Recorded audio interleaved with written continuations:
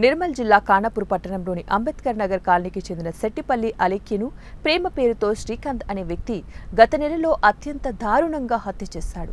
అలేఖ్య కుటుంబాన్ని పరామర్శించి నిందితుడిని కఠినంగా శిక్షించే విధంగా ప్రయత్నం చేస్తామని, కుటుంబాన్ని కూడా అన్ని విధాలుగా ఆదుకుంటామని మంత్రి సీతక్క తెలిపారు. ఈ సందర్భంగా ఆమె మాట్లాడుతూ ఎలక్షన్ కోడ్ ఉండటం వల్ల ఇలాంటి హామీ ఇవ్వలేకపోతున్నామన్నారు.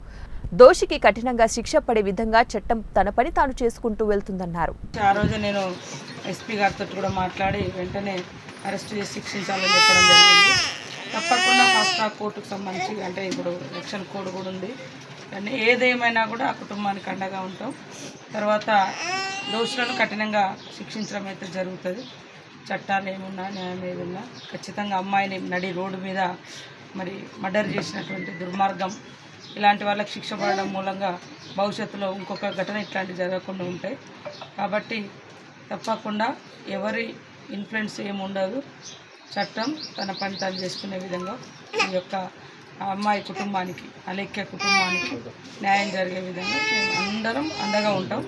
అంతకుముందు కూడా మా ఎమ్మెల్యే గారు వచ్చారు, ఈరోజు మేము వచ్చినాం. జరగంగానే నాకు తెలియగానే నేను కూడా ఎస్పీ గారితో సంబంధిత అధికారులతో మాట్లాడి